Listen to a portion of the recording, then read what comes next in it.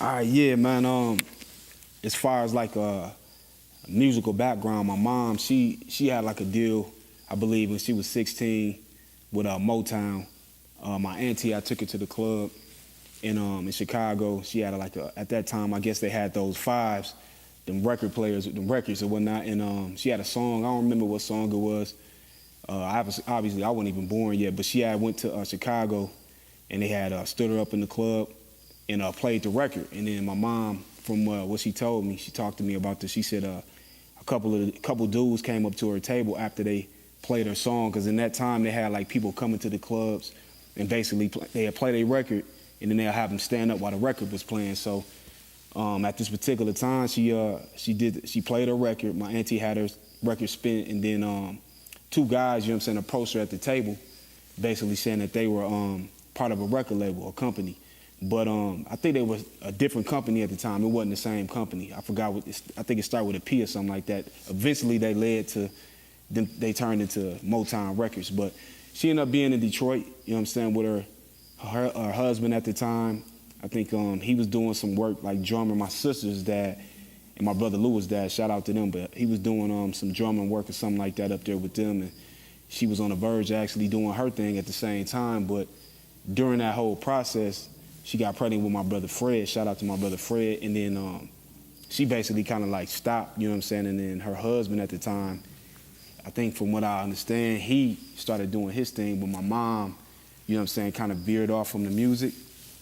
So she, but before that time, before that process, she actually had like I think during that whole process, before that even occurred, her and my auntie, I believe, they had a show in Monona, in Madison, Wisconsin, for OTIS REDDING. They was getting ready to open up for him. At that particular time, right before her concert, right before a show, she was waiting on him, waiting on her and her band or whatnot was waiting on them to perform. And then they geeked up. Obviously, they happy because they getting ready to go on the road with him once this show was done. And their name was pretty big at the time. They out of Beloit, Wisconsin. They was buzzing all over the place. And his plane crashed in Lake Monona. And the people, my mom said, they had told her, everybody was waiting, the crowd was full, people waiting for her to perform, waiting for him to come and perform, and whoever else they had, their other bands. And then they had the announcer that said that he had the plane had crashed, you know what I'm saying, into the Lake Monona or whatnot. I actually got a song on one of my albums that ain't out yet.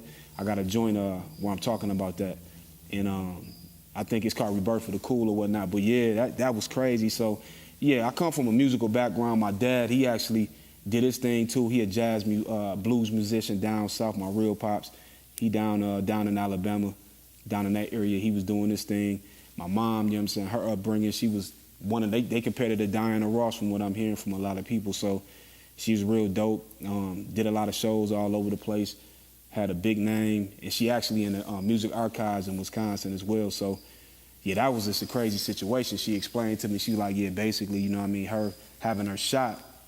And she always told me, when you have an opportunity, you always got to take it, because that opportunity really never came back around. But she was cool. She was content. She had kids and stuff like that. But as I'm saying, you know what I mean, she was getting ready to open up for Otis, go on the road.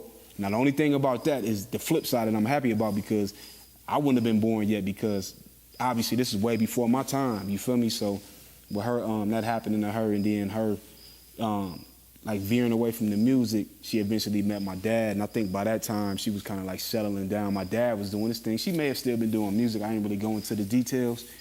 But after that, you know what I'm saying, it was like a whole nother whirlwind, and you know what I'm saying? And I don't know exactly like these frames of time that I'm telling y'all exactly when it happened, but she kind of broke it down to me.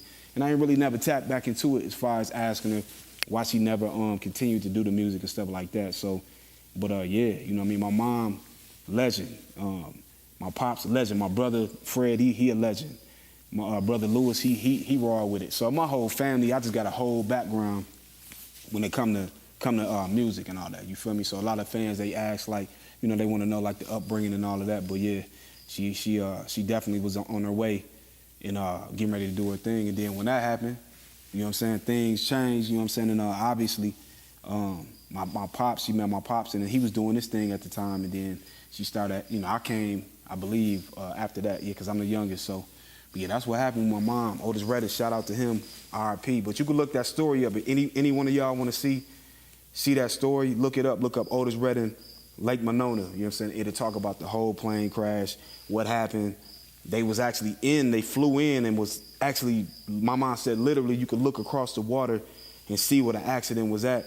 That's how close they were to getting ready to perform, you know what I'm saying, at the event. Like, you know what I mean, right, not even, I don't know how far it was, but it was a close distance.